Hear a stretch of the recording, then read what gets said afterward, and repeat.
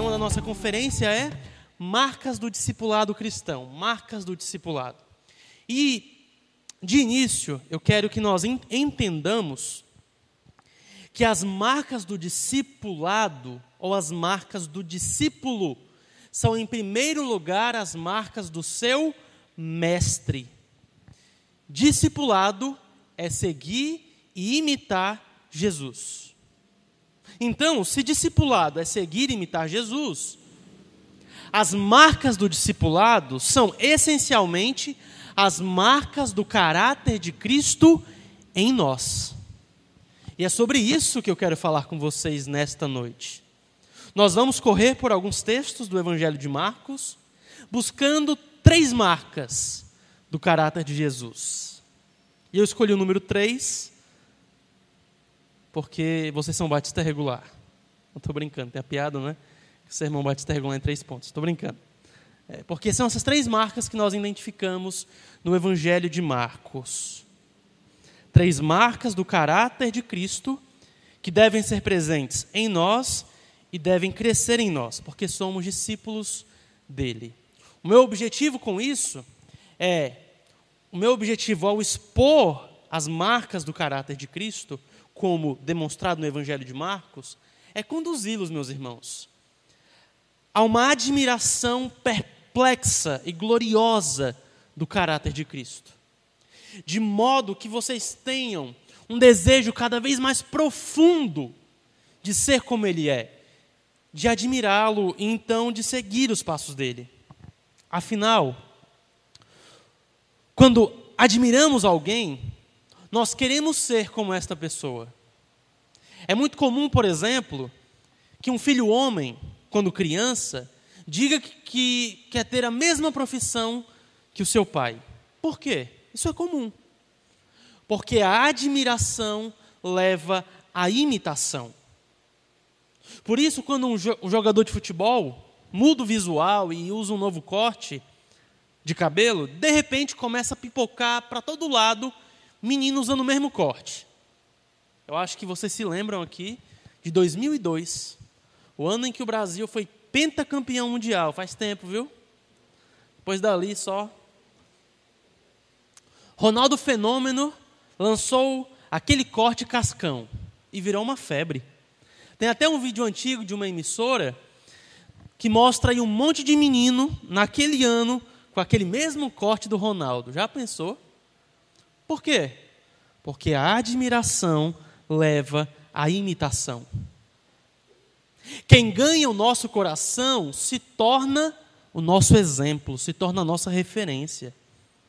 E eu sei que Jesus já ganhou o coração de vocês, pois vocês são discípulos dele. Mas o meu desejo é que essa admiração pelo Senhor cresça.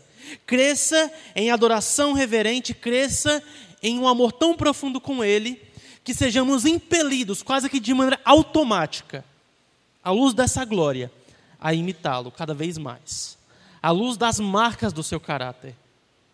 Então, a primeira marca do caráter de Jesus no Evangelho de Marcos é sua compaixão triunfante. Vamos ver agora a compaixão triunfante de Jesus. Marcos capítulo 1, do verso 40 até o 45. Marcos 1, do verso 40 ao 45.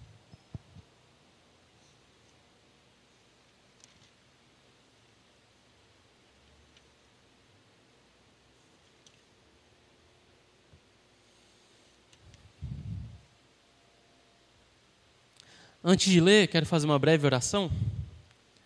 Oremos. Pai, por Jesus nosso Senhor, te damos graças por essa noite, por esta conferência, pelo tema a ser tratado. Pedimos que o Teu Santo Espírito nos guie, que nossos corações sejam elevados a Cristo. Nos dá, Senhor, nos concede por meio da Tua palavra edificação. É o que pedimos, no nome do Senhor Jesus. Amém. Então, o verso 40 do capítulo 1 de Marcos diz assim: Um leproso se aproximou de Jesus e lhe pediu, de joelhos: Se o Senhor quiser, pode me purificar.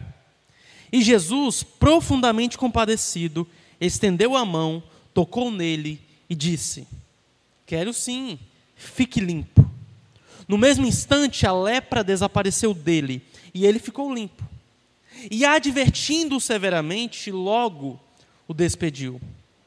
E lhe disse: olhe, não conte nada a ninguém, mas vá, apresente-se ao sacerdote e ofereça pela sua purificação o sacrifício que Moisés ordenou, para servir de testemunho ao povo. Mas, tendo ele saído, começou a proclamar muitas coisas e a divulgar a notícia, a ponto de Jesus não poder mais entrar publicamente em nenhuma cidade. Por isso, permanecia fora em lugares desertos. E de toda parte vinham ao encontro dele. O primeiro episódio, então, em que vemos a compaixão triunfante de Jesus, é quando o Senhor cura um leproso. Nesse episódio, Jesus ele fica profundamente compadecido com aquele doente.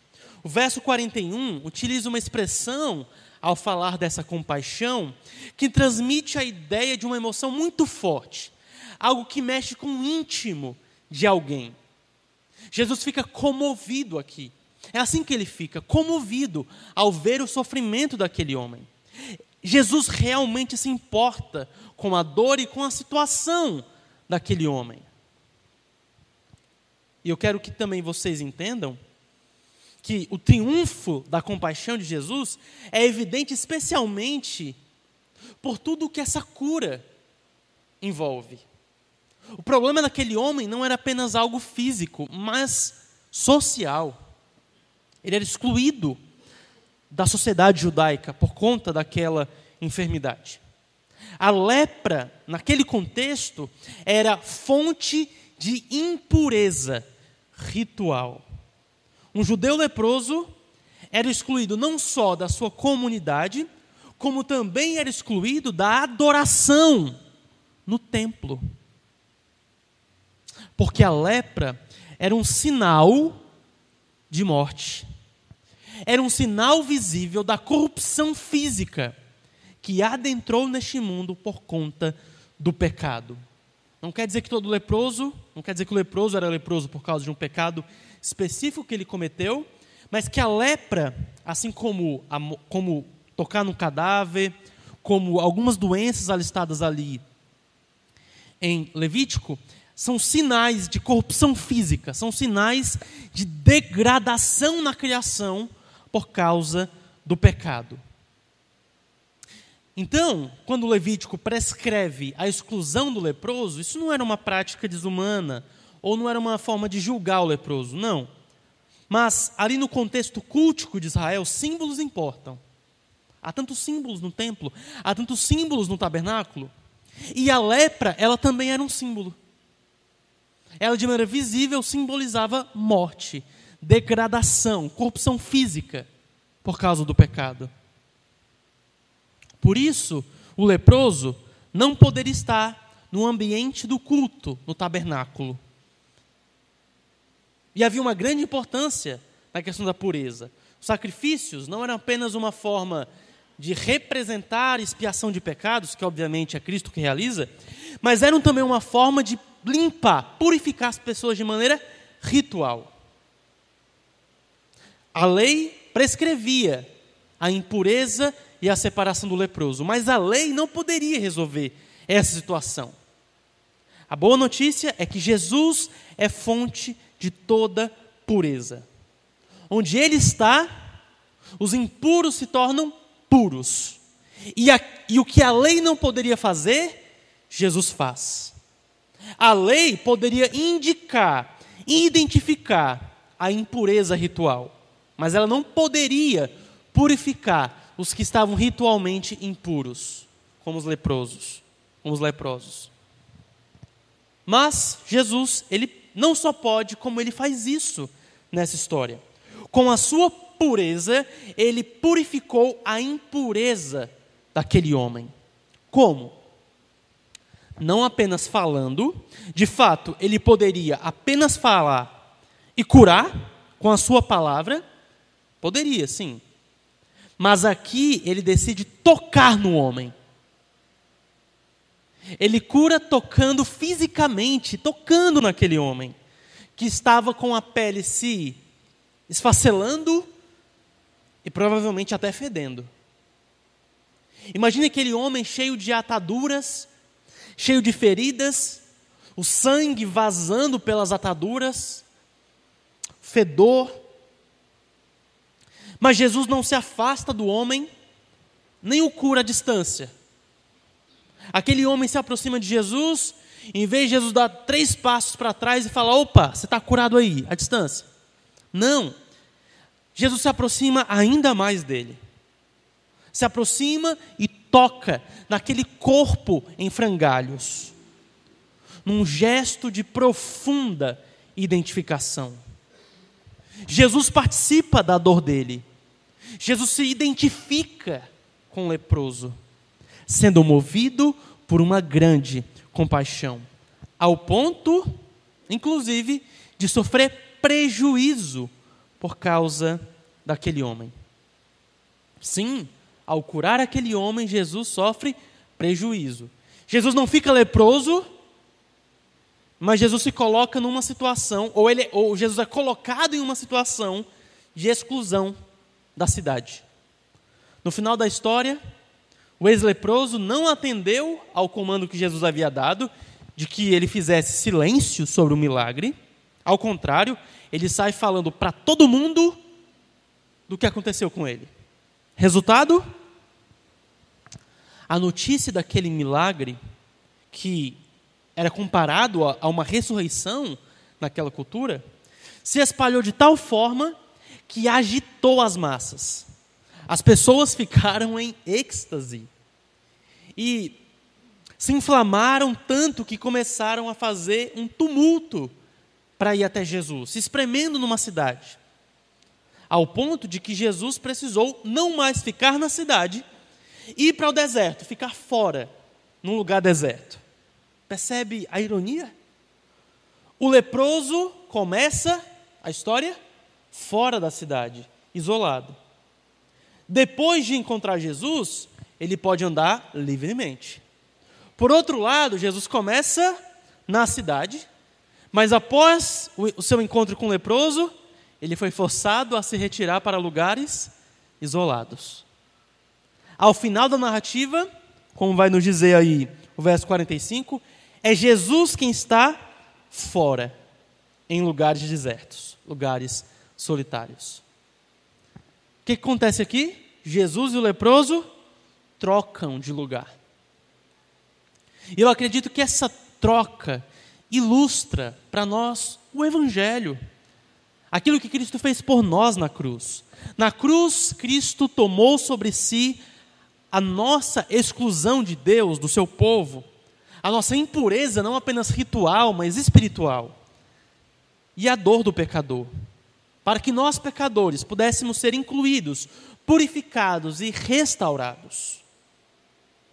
E aqui, nesse episódio, Jesus curou em prejuízo próprio. Em prejuízo próprio. Ele não apenas não ganhou nada com a cura, ele fez aquilo de graça, como ele mesmo sofreu prejuízo no seu ir e vir. Mas Jesus sabia o que estava envolvido nessa cura e os riscos de uma comoção popular. Não à toa, ele ordena ao homem: não divulgue publicamente. Jesus sabia dos riscos. Ele sabia o que a multidão poderia fazer. Um tumulto. E atrapalhar o seu ir e vir. Mas mesmo assim, Jesus assume os riscos e cura. Cura em prejuízo próprio, por causa da sua grande compaixão.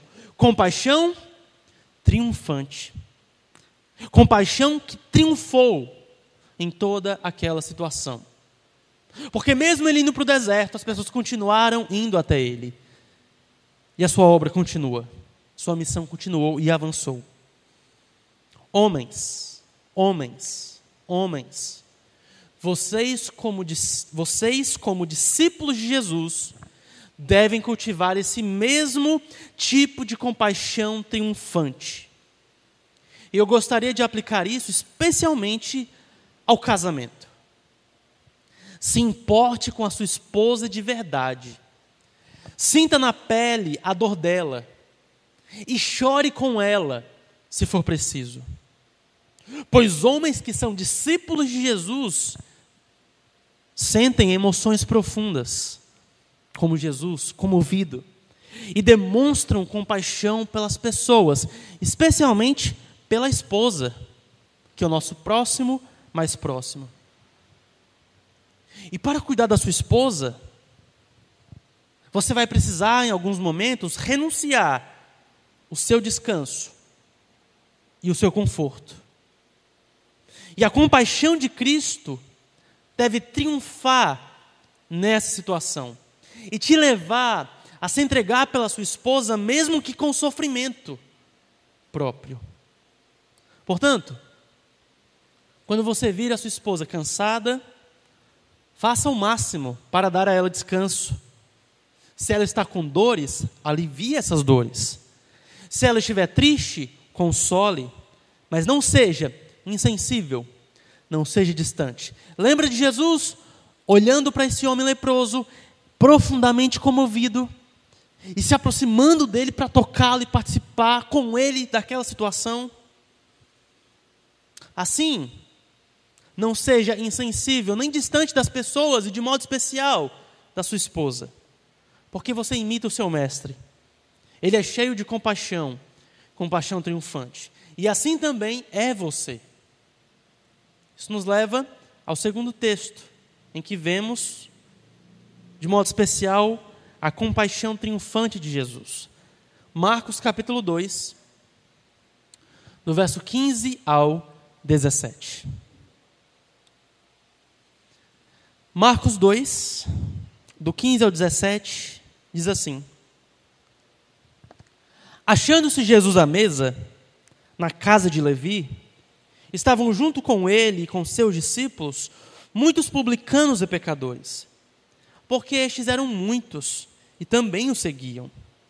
Os escribas dos fariseus, vendo Jesus comer em companhia dos pecadores e publicanos, perguntavam aos discípulos dele: por que ele come e bebe com os publicanos e pecadores? Tendo ouvido isto, Jesus lhes respondeu: os sãos não precisam de médico, e sim os doentes. Eu não vim chamar justos, e sim pecadores. Aqui, Jesus está sentado na casa de Levi, um cobrador de impostos que havia acabado de começar a segui-lo, e que agora abriu as portas do seu lar para receber Jesus e para receber também os amigos dele, que eram publicanos e conhecidos que são chamados aqui de pecadores. Pecadores no sentido de que eles estavam à margem da vida religiosa dos judeus. Eram considerados os piores dos piores, a escória da sociedade. Mas Levi recebe esse tipo de gente em sua casa para um banquete com Jesus. E Jesus se assenta ali para restaurar aquelas pessoas, para levá-las ao arrependimento e tratar o coração delas. Quando os fariseus, por sua vez, questionam a Jesus sobre isso, qual é a resposta dele? Jesus utiliza um provérbio, um ditado, e se apresenta como um médico. E um bom médico deve justamente estar com aqueles que estão doentes. Ora, se você vai no hospital, o médico vai estar atendendo quem? Quem está doente. É o óbvio, é o lógico. Assim é Jesus. Ele se aproximava daquelas pessoas não porque ele relativizava a situação delas e achava que estava tudo bem com o pecado delas. Não, ele diz que elas estão doentes e precisam de socorro. Justamente porque ele via o quanto elas estavam perdidas e precisavam dele. Então ele, como um bom médico, se aproxima dos mais doentes, dos piores entre os pecadores, para tratar os seus corações. Os fariseus só conseguiam ver uma mesa de banquete. Jesus via uma mesa de cirurgia. Aqui vemos Jesus como o médico que abre as portas da sua comunhão para os pecadores que se arrependem dos seus pecados e o procuram em busca de refúgio e restauração. Esses sempre o encontrarão, pois ele recebe em sua mesa os doentes e quebrados pelo pecado, e perdoa, restaura e livra essas pessoas da culpa, da escravidão e do poder do pecado. Foi o que ele fez nesse episódio, novamente com prejuízo próprio. Afinal, aquelas pessoas tinham uma péssima fama, em especial com os escribas e fariseus, que detestavam elas.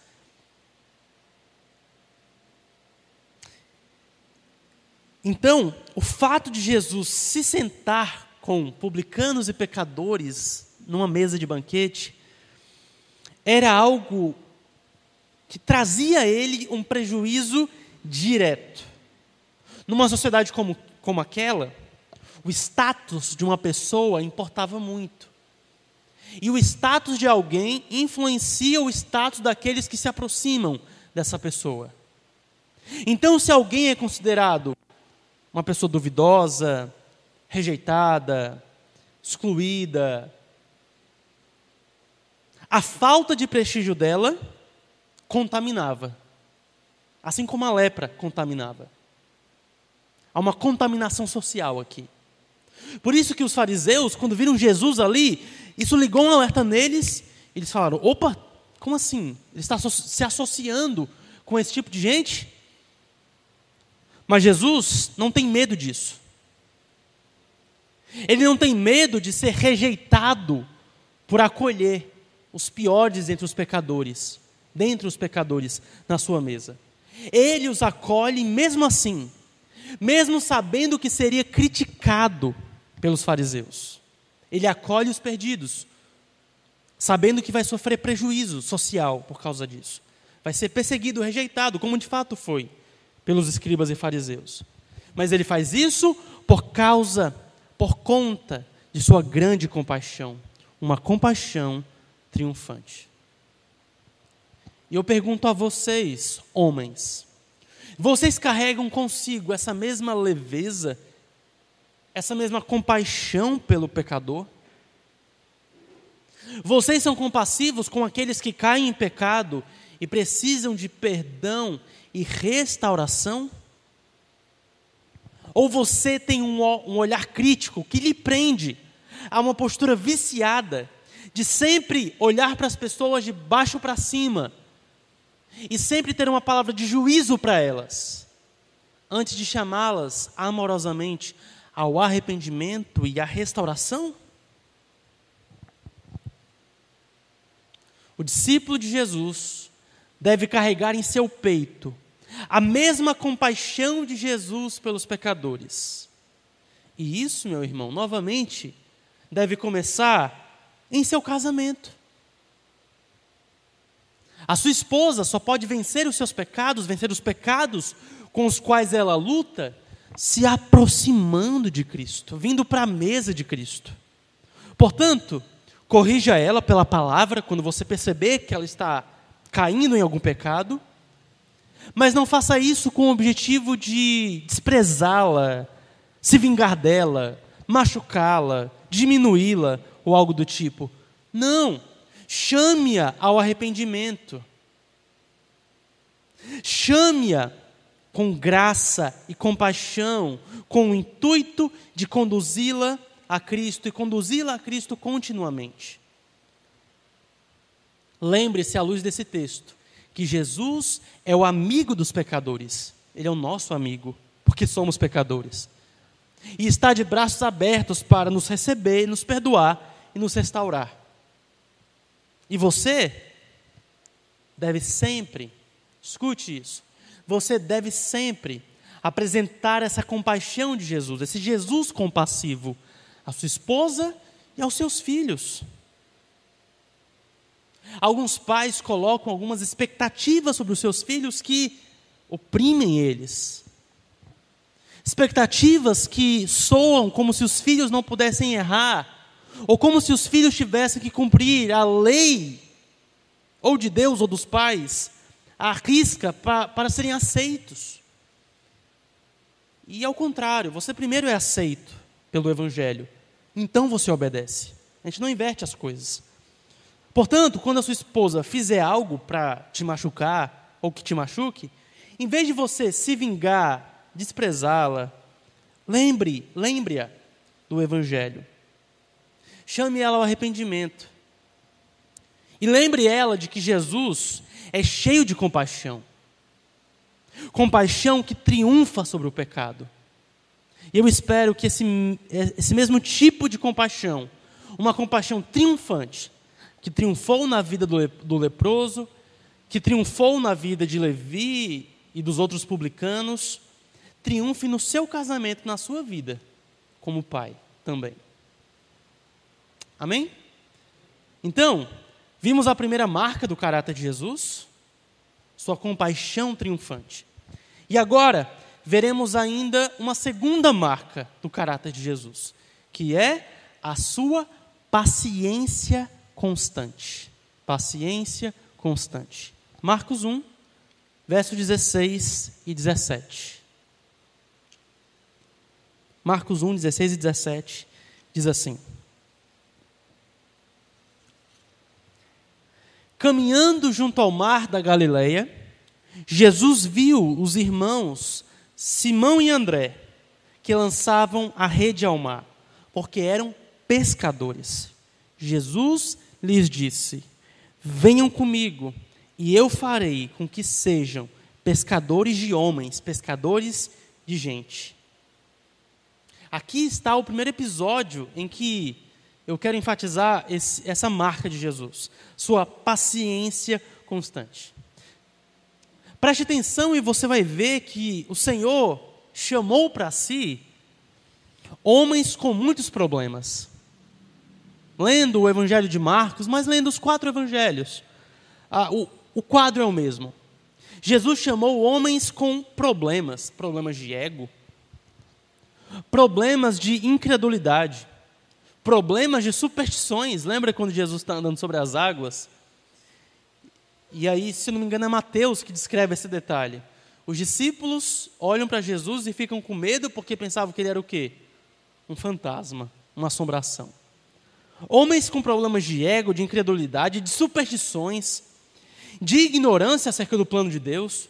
Uma hora Pedro fala para Jesus: Tu és o Filho de Deus. No outro capítulo, Pedro fala: Foge da cruz, não morre na cruz. E Jesus fala: Afasta de mim, Satanás. Homens inconstantes, ignorantes acerca do plano de Deus.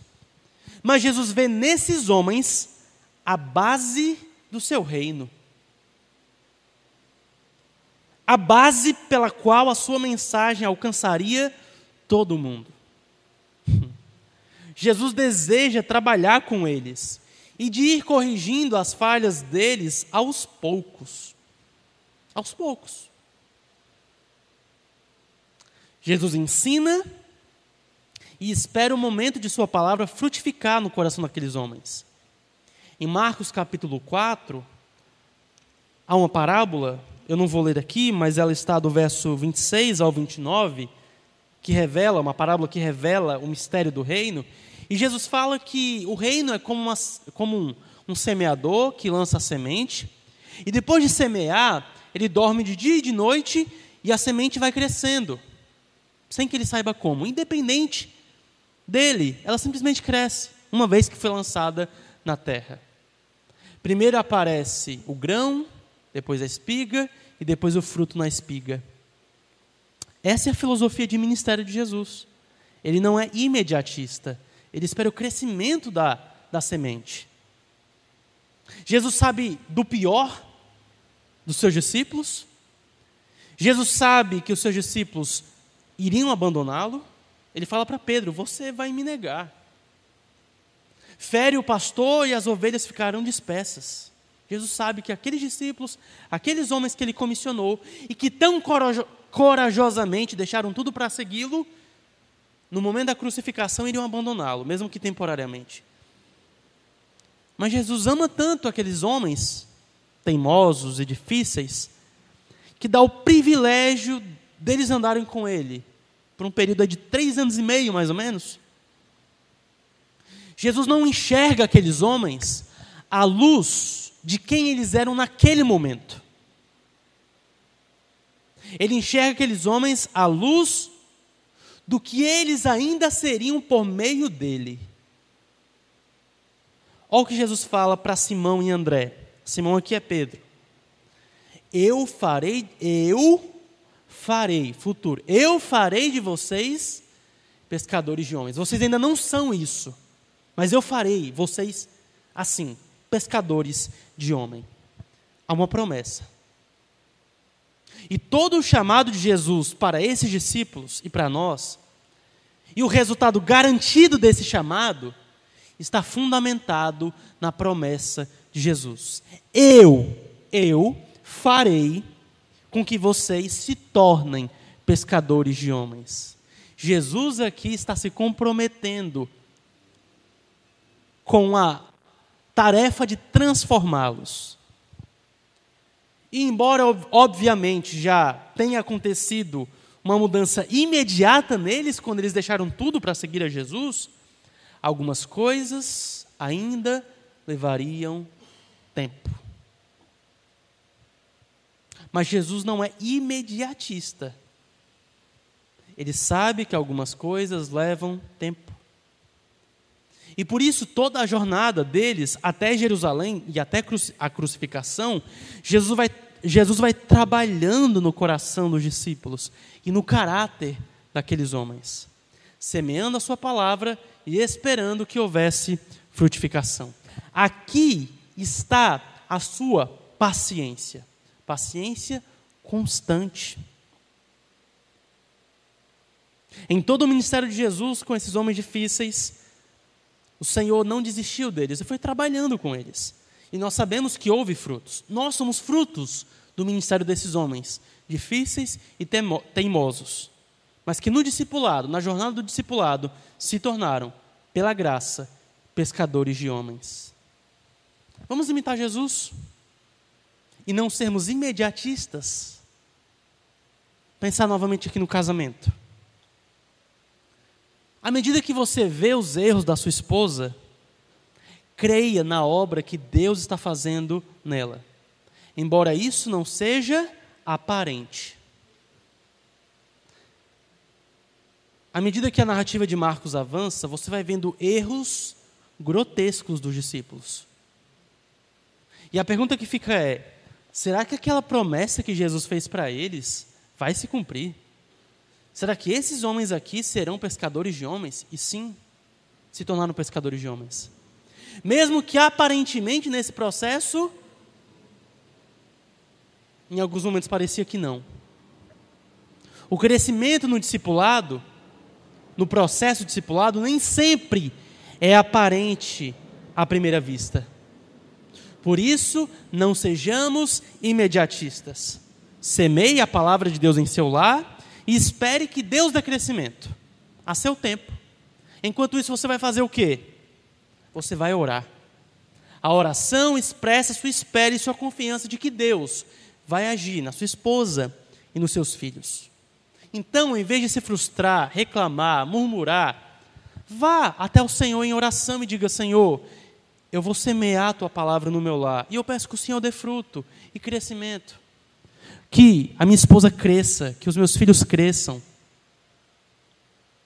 em Ti. Talvez você olhe para os seus filhos e você, como líder no lar, consegue identificar muitas falhas na vida deles. Mas ficar reclamando dos filhos, ficar sendo grosso ou duro com eles de uma maneira desnecessária, não vai resolver a situação. Lide com seus filhos como Jesus lidava com os discípulos dele. Disciplinava, mas esperava, tinha paciência, ia trabalhando aos poucos, entendendo que mudanças não seriam da noite para o dia, que algumas coisas levariam tempo. No caso dos discípulos, algumas mudanças demoraram mais de 3 anos e outras continuaram. Pedro, a jornada de Pedro é muito interessante. Pedro, ele se acovarda, nega Jesus, mas em Atos, capítulo 2 e 3, ele prega com ousadia. E aí você vê que depois da morte e da ressurreição de Jesus, Pedro se torna um homem intrépido, ousado na pregação. Mas aí você vai para Gálatas 2. E aí, tempos depois disso, quando Pedro está em Antioquia, chega alguns judeus mais conservadores, com alguns costumes, ele fica com medo, aí ele se afasta da mesa dos gentios, e Paulo vai dizer que ele começa a dissimular por medo. Está vendo? Pedro muda, mas anos depois ele ainda lutou com o temor dos homens, medo dos homens. Algumas mudanças demoram, e mesmo que a mudança ocorra, há lutas que são para a vida. Então, a paciência de Jesus deve ser a mesma atitude vista em nós, especialmente em nosso lar. Isso nos leva a um segundo texto. Marcos, capítulo 9, do verso 19 ao 24. Marcos 9, 19 ao 24, diz assim: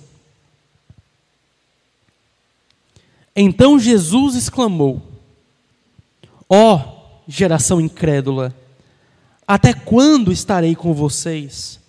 Até quando terei de suportá-los? Tragam o menino até aqui. E eles o trouxeram. Quando ele viu Jesus, o Espírito imediatamente agitou o menino com violência. E caindo ele por terra, revolvia-se espumando. Jesus perguntou ao pai do menino: há quanto tempo isso está acontecendo com ele? O pai respondeu: desde a infância. E muitas vezes o tem lançado no fogo e na água para o matar.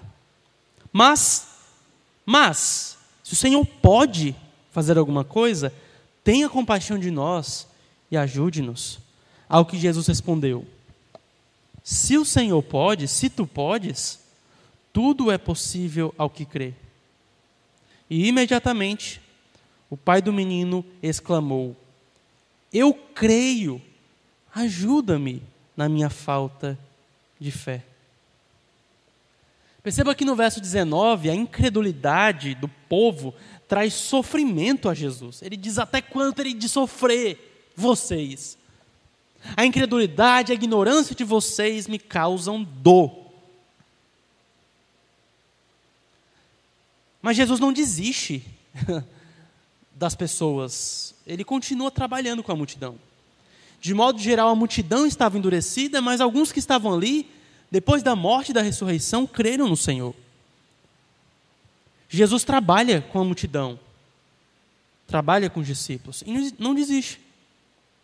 Veja ainda que ele vai ouvir um pai desesperado, um pai que mesmo que ele se aproxime de Jesus, ainda tem dúvidas do poder de Jesus. Olha o que o pai fala para ele no verso 22. Se tu podes alguma coisa. Aquele homem foi até Jesus, aparentemente cria, mas ainda tinha dúvidas. E no verso 24, isso se torna ainda mais claro.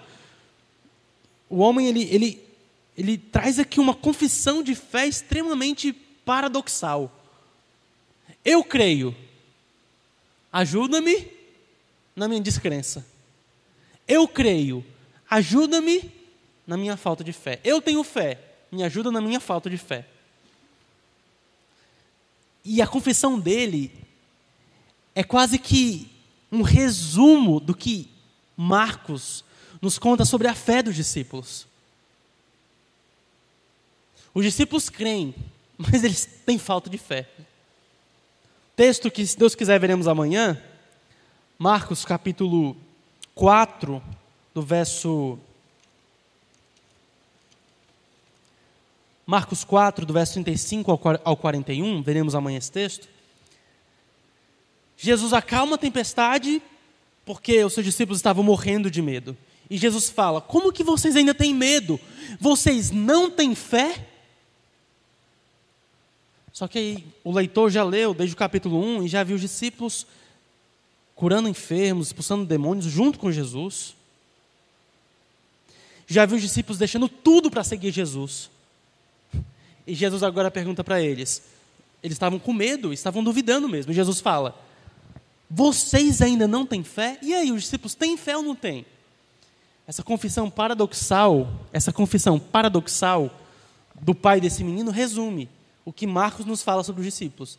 Eles creem, mas eles precisam de ajuda na falta de fé deles.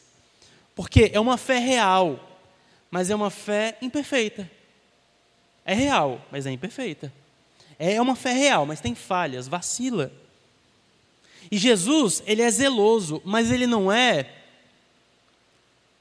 crítico e perfeccionista, ao ponto de não atender a uma fé fraca. Você entendeu o que eu quero dizer? O homem tinha uma fé fraca, imperfeita, mas Jesus ainda assim atende. Ele atende. Ele não fala: oxe, você crê, mas você não crê, você crê, mas tem uma fé falha, imperfeita. Não. Volte quando você já tiver uma fé madura e sólida. Não é isso que o Senhor faz. Nós não lemos o texto na íntegra todo, mas Jesus, ele teve paciência com aquele homem e curou o filho dele. Ele atendeu o pedido que veio de uma fé falha, fraca e vacilante. Da mesma forma, eu e você, nós não podemos abandonar a nossa esposa em nosso casamento por causa dos erros dela. Não podemos ser exigentes ao ponto de esperar que ela sempre vai acertar. Lembre-se, marido, que você casou com uma pecadora e você também é um pecador. Isso quer dizer que nós vamos falhar como líderes do nosso lar. Nós somos fracos e a nossa fé também, em certo sentido, é imperfeita.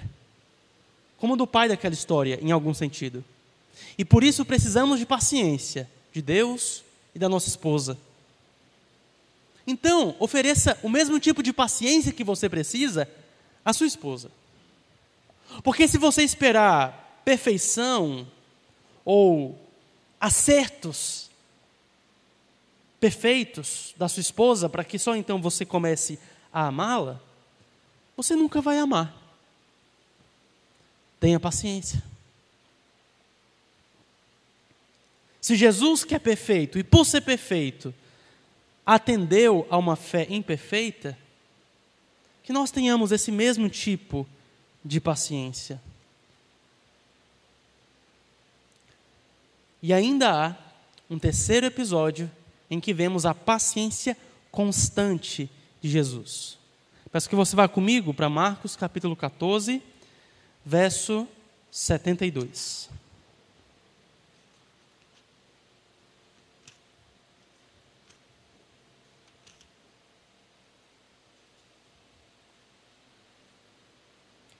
Marcos 14, verso 72, diz assim: E no mesmo instante, o galo cantou pela segunda vez. Então Pedro se lembrou da palavra que Jesus lhe tinha dito: antes que o galo cante 2 vezes, você me negará 3 vezes. E caindo em si, começou a chorar. Agora vá comigo para Marcos 16, versos 6 e 7.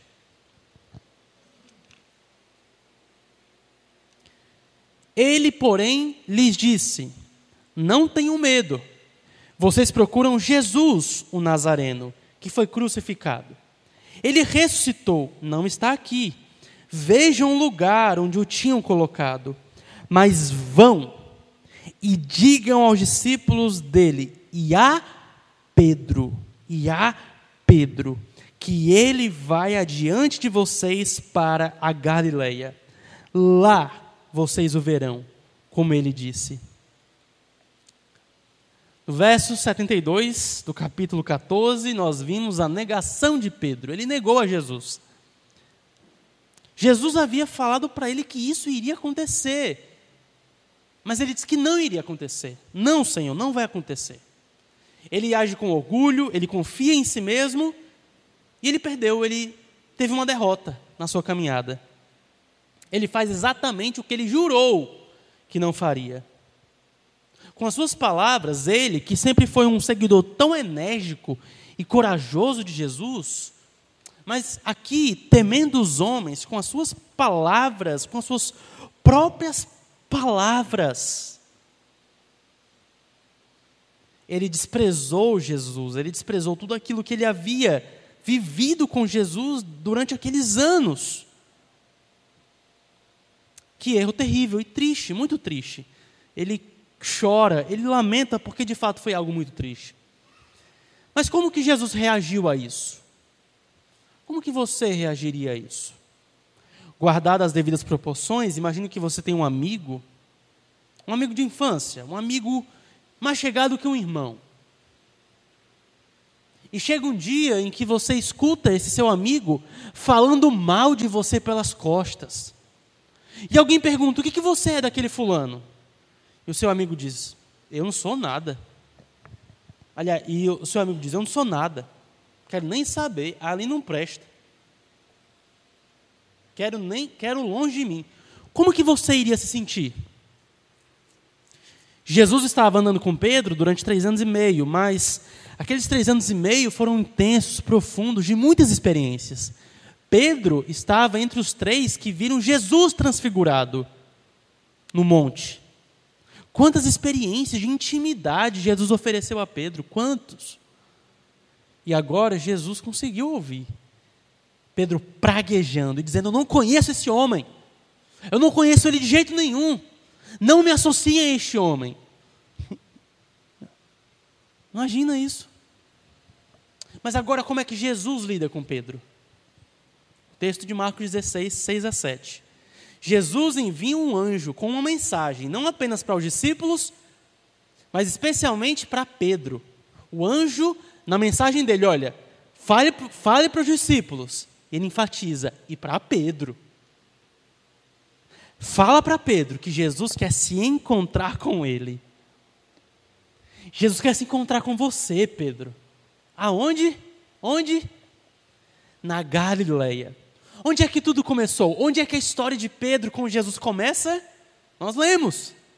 Marcos 1, 16 e 17. Começa onde? Na Galileia. Foi o começo de tudo, foi o começo do ministério de Jesus. E Jesus quer se encontrar com eles ali. Esses eventos acontecem em Jerusalém. Morte e ressurreição em Jerusalém. Os discípulos estavam em Jerusalém. À luz de Atos, Jesus vai falar para eles voltarem para Jerusalém. Mas por que Jesus faz uma viagem dessa? E chama os discípulos para essa viagem? Ora, eles estavam em Jerusalém. Antes de Jesus subir aos céus, Jesus subiu aos céus em Jerusalém, próximo ali, Monte das Oliveiras. Mas porque no meio de tudo isso, tinha que ter um encontro na Galileia. Recomeço. É sério, é isso mesmo. A missão de Jesus e dos discípulos começa na Galileia e vai recomeçar na Galileia. Assim como eles foram chamados por Jesus e enviados por Jesus, eles serão chamados novamente e serão enviados, reenviados. Existe essa palavra? Reenviados? Estou falando aqui, reenviados por Jesus. E Pedro seria então restaurado. Restaurado não apenas em sua comunhão com Jesus, mas restaurado também na missão de Jesus. Na vocação que Jesus deu a ele. É assim que Jesus responde à negação de Pedro. Jesus não rejeitou. O amor de Jesus por Pedro não diminuiu por causa do erro dele. O apreço de Jesus por Pedro não diminuiu. Jesus não desistiu de Pedro. Não retirou o chamado dele. Você me negou, não é mais apóstolo. Não, nada disso. Jesus restaura aquele homem, fortalece aquele homem e o envia de novo a partir da Galileia. E a promessa, lá do início, eu farei de vocês pescadores de homens, se cumpriu. E à luz dos outros evangelhos e do livro de Atos, sabemos que sim, Pedro e os outros foram grandemente utilizados por Deus em sua obra. E o que é que isso nos ensina acerca do nosso trato com as pessoas? E novamente, como é a ênfase que eu estou dando, em relação ao nosso casamento. Nos ensina que a nossa consideração, o nosso apreço, o nosso carinho por nossa esposa deve superar os erros dela. Isso é paciência, paciência cristã. Nós devemos ver na mulher que Deus nos deu muito além do que os seus erros, pois desejamos perdoar como Jesus perdoou. E sempre devemos deixar uma porta aberta à reconciliação. Assim o pecado não terá a última palavra em nosso casamento. Porque assim como Jesus chamou Pedro para Galileia, sempre chamaremos os nossos à reconciliação e à restauração. A nossa paciência não está centrada em simplesmente um pensamento positivo, mas está centrada na obra de Cristo. Porque Cristo nos perdoa, porque Cristo nos reconcilia, porque Cristo também nos chama a Galileia. Por derivação, nós chamamos a nossa família a restauração e a reconciliação com Deus, com seu povo e conosco. Somos pacientes porque somos discípulos de Jesus. Temos uma paciência, devemos ter uma paciência constante. Então, já vimos duas marcas do caráter de Jesus no Evangelho de Marcos. A primeira foi sua compaixão triunfante. A segunda marca, sua paciência constante. E por fim, veremos agora uma terceira marca, sua graça abundante. Graça abundante. Marcos 6, do verso 30 ao 35. Leia comigo, por favor.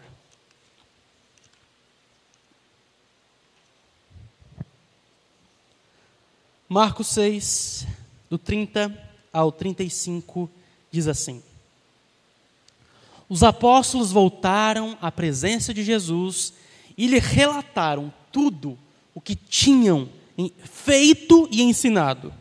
E ele lhes disse: venham repousar um pouco à parte, num lugar deserto. Isso porque eles não tinham tempo nem para comer, visto serem muitos os que iam e vinham. Então foram de barco para um lugar deserto, à parte. Muitos, porém, os viram sair e, reconhecendo-os, correram para lá, a pé, de todas as cidades, e chegaram antes deles. Ao desembarcar, Jesus viu uma grande multidão e compadeceu-se dela, porque eram como ovelhas que não têm pastor. E começou a ensinar-lhes muitas coisas. Nos versos 30 e 31 desse texto, nós vimos que Jesus se preocupou com o descanso físico dos seus discípulos. Se preocupou com a disposição e a saúde deles. A tal ponto que os chama para um momento de descanso, para que se alimentassem direito, para que descansassem.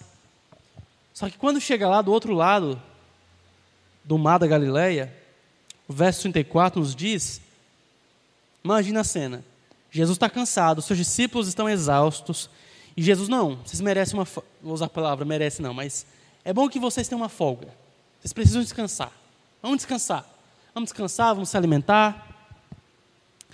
E aí eles vão para o outro lado, eles vão para outro lugar do mar. Chega lá numa cidade, desembarca, surpresa! Uma multidão de gente que ainda queria o serviço deles. O que Jesus faz? Ele já estava cansado. O texto diz que ele não tinha nem tempo para comer. O que ele faz? Ele se estressa com o povo e diz: pessoal, qual é, né? Vamos marcar o horário da próxima vez?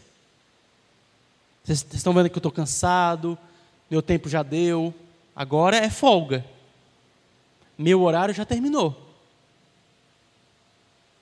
Amanhã a gente conversa.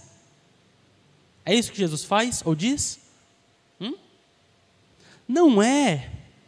O texto diz que o Senhor Jesus, mesmo que cansado e com fome, junto com os seus discípulos que estavam exaustos, o verso 34 vai nos dizer que Jesus olha para elas, para as pessoas, e tem compaixão. Começa a ensiná-los durante muito tempo e ainda vai multiplicar pães para alimentar toda aquela multidão. A graça abundante de Jesus faz com que ele sirva cada vez mais as pessoas. Sua graça faz com que ele supere seus próprios limites físicos.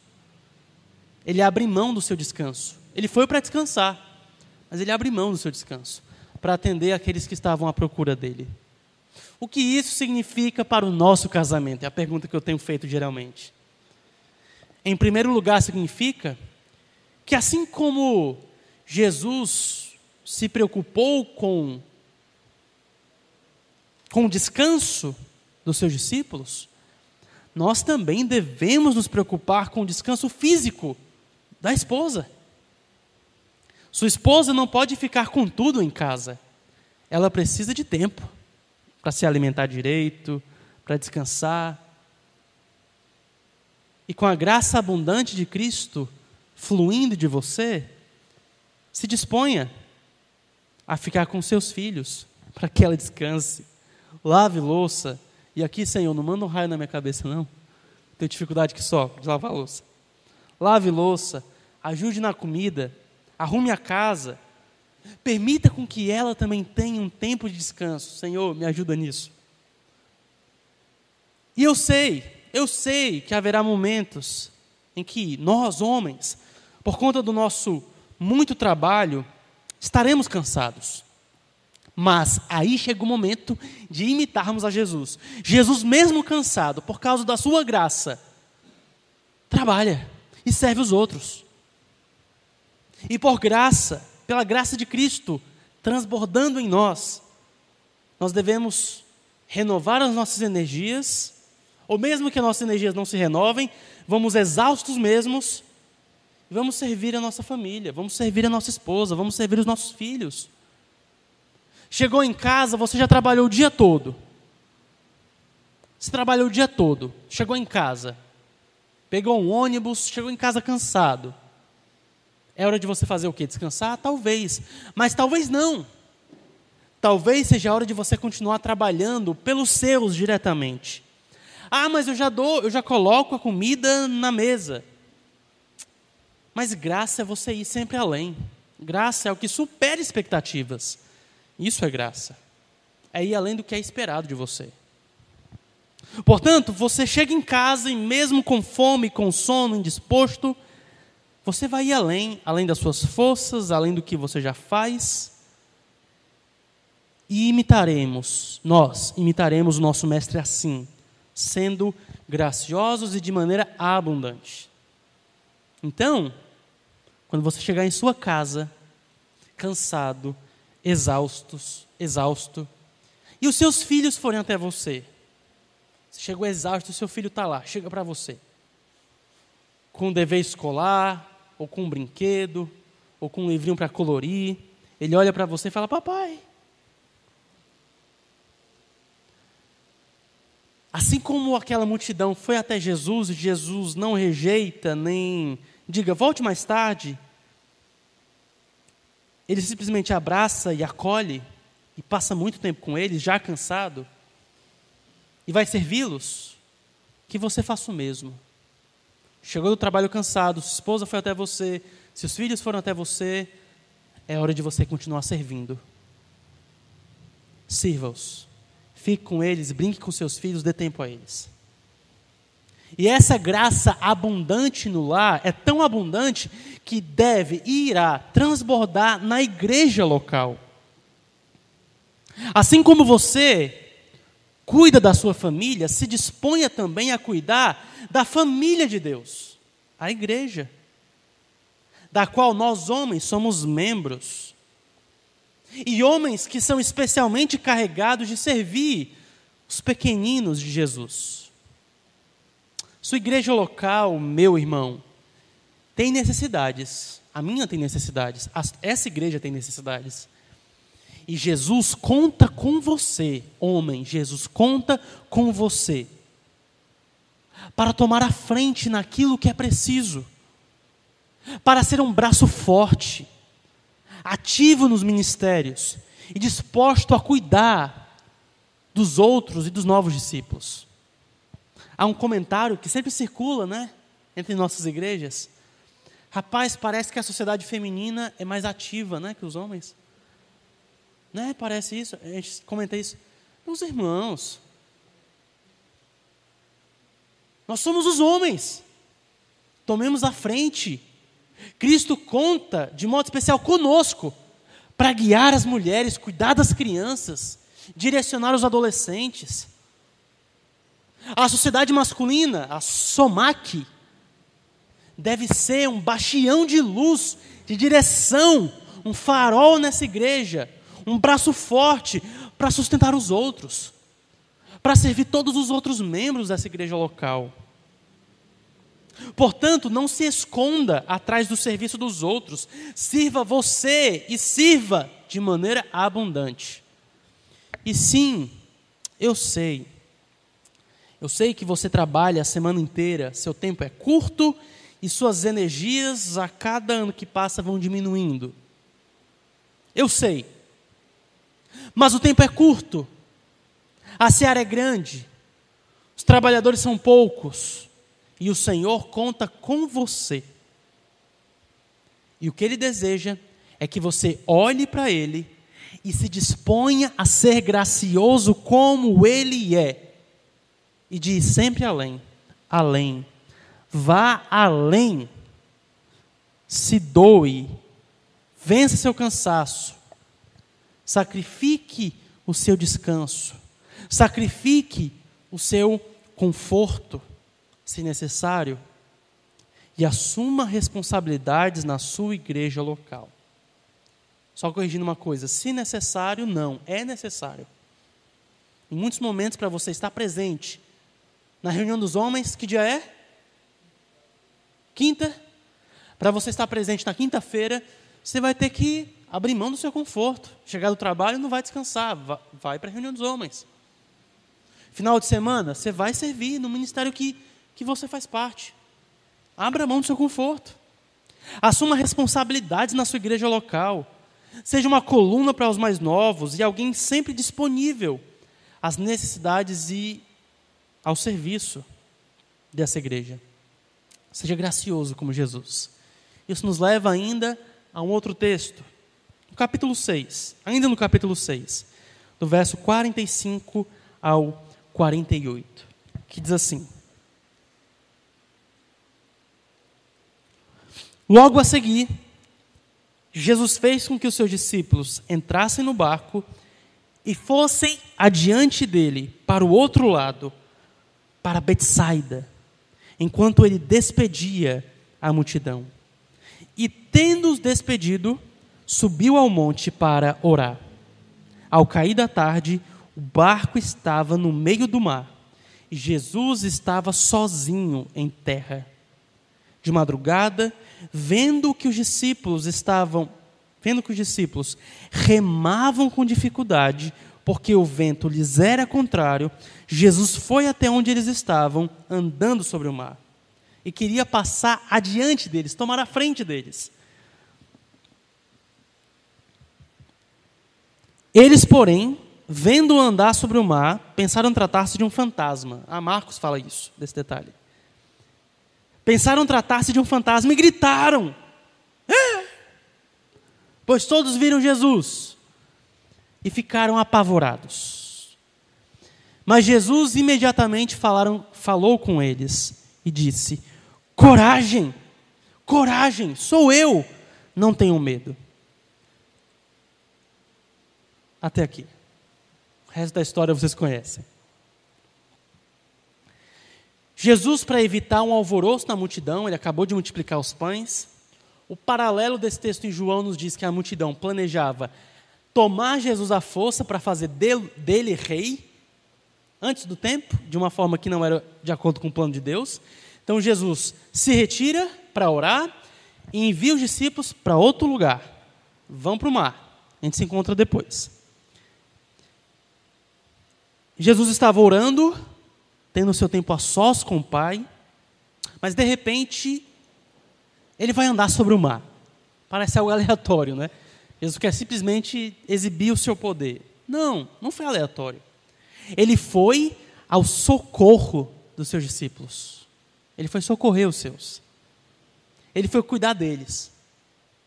Ele interrompeu o seu tempo a sós com o Pai porque ele viu que os discípulos estavam remando com dificuldade.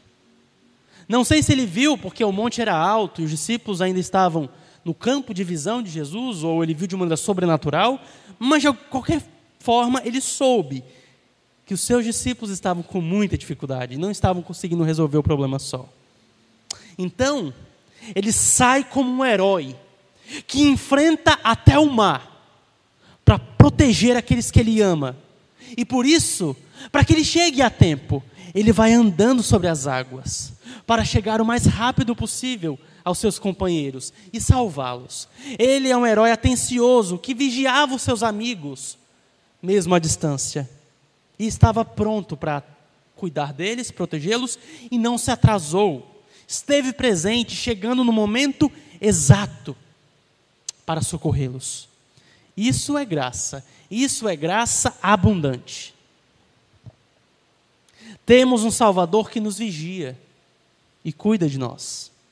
Sempre cuida de nós e está conosco. Ele é aquele que no Antigo Testamento abriu o mar para o povo passar. Ele é aquele que no Novo Testamento anda sobre o mar e acalma a tempestade para proteger o seu povo. Ele é aquele que em breve virá andando sobre as nuvens para resgatar o seu povo para si. Assim como ele foi até os discípulos, andando sobre as águas, em breve ele virá até nós andando sobre as nuvens e nos levará para si mesmo. Ele é um Salvador com graça abundante, que nos ama e que nós o amamos. Como o amamos? Ele é o nosso grande e supremo herói, que faz uso do seu poder em benefício do seu povo. E em relação a isso, novamente eu quero trazer para o papel de vocês como maridos e pais. Meus irmãos, os senhores como discípulos de Cristo devem ser, a exemplo do grande herói, também heróis da sua esposa, dos seus filhos, imitadores do supremo herói, que por isso zelam pelos seus, estão atentos e observam o que está acontecendo com a sua família, está sempre pronto para socorrer quando algo acontece. Seja gracioso no sentido de estar disposto a cuidar do seu lar, de ser uma muralha que com suas orações, liderança e proteção, proteja os seus de qualquer perigo, especialmente perigos à saúde espiritual dos seus familiares. Eu pergunto a você, você sabe o que os seus filhos estão passando na escola? Quais os problemas ou dificuldades afligem o coração dele? Você sabe quais são as tentações que o seu filho tem, que os seus filhos têm? Quais são os pecados com que eles lutam? Será que você já atentou-se a isso? Será que você está pronto a socorrê-los em momentos assim? Demonstrem graça abundante estando presentes. Não sejam pais omissos nem distantes, mas pais que à distância olham, enxergam e se aproximam. E unidos a Jesus, vocês podem ser mais corajosos do que o Superman e mais fortes do que o Hulk, pois vocês estão unidos ao supremo herói, que tem graça abundante para nós. E por fim, o último texto dessa noite, ainda no capítulo 6, Vamos ler aí do verso 53 ao 56. É o último texto, prometo. Diz assim: estando já no outro lado, chegaram à terra de Genezaré, onde já atracaram. Saindo eles do barco, o povo logo reconheceu Jesus. E eles, percorrendo toda aquela região, começaram a trazer em leitos os enfermos e os levavam para onde ouviam que ele estava. Onde quer que ele entrasse, nas aldeias, cidades ou campos, punham os enfermos nas praças, pedindo-lhe que os deixasse tocar ao menos na borda da sua roupa. E todos os que tocavam nele, ficavam curados. Nesse ponto do ministério de Jesus, ele já era uma pessoa pública, conhecida em toda aquela região. E muitos estavam vindo de vários lugares, estavam cercando ele, quase que o espremendo. Milhares de pessoas tocando nele, pois ele era uma fonte de poder e vida ambulante. Imagine aí milhares e milhares de pessoas, centenas, tocando nele, desesperadas para serem curadas. Pessoas doentes, leprosas, com infecções, com chagas abertas, feridas não cicatrizadas, tumores de todo jeito, todas elas se aproximando de Cristo e ele deixando que elas se aproximassem dele, o cercassem e tocassem nele. Imagine o nível de contato físico aqui. Milhares de pessoas espremendo ele, amassando ele, puxando o tecido de sua roupa. Imagine o desconforto, o incômodo. Mas ele aguentou tudo isso para servi-los. Jesus, de fato, era um homem do povo, de verdade. Não tinha nojo daquelas pessoas.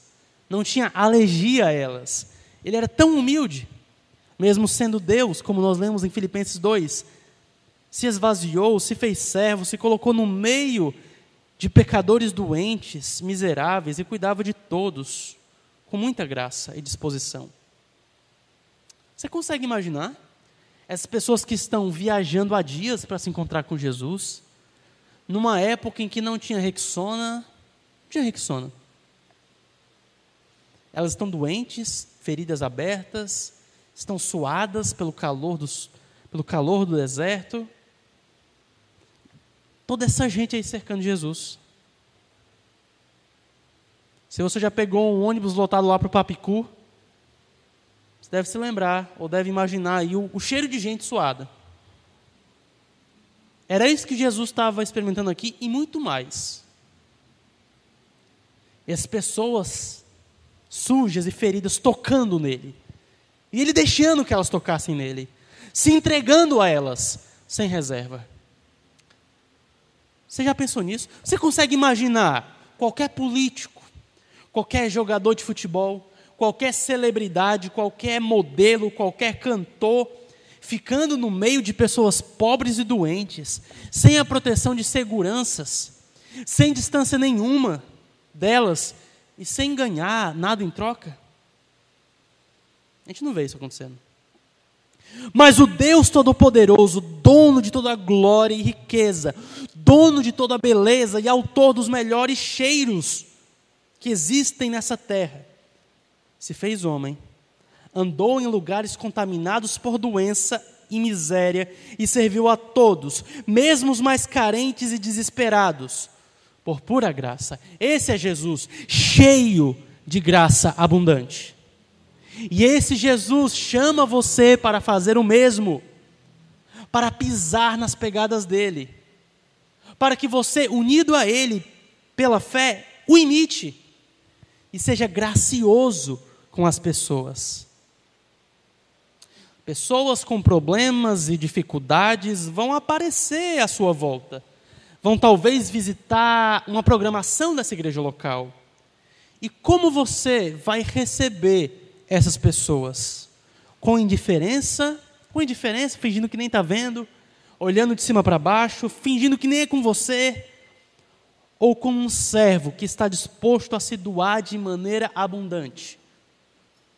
Que assim como o Senhor Jesus, você se doe às pessoas, sirva aos necessitados, acolha aqueles que têm dificuldades, se doe sem limites e faça o máximo que você puder para cuidar das pessoas e principalmente conduzi-las a Cristo, que é o que de fato importa.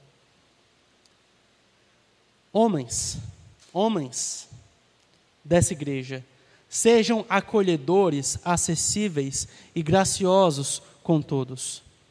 Por exemplo, você viu um rapazinho que não se comporta no culto infantil ou que dá problema, como se diz? Tente se aproximar dele e saber o porquê.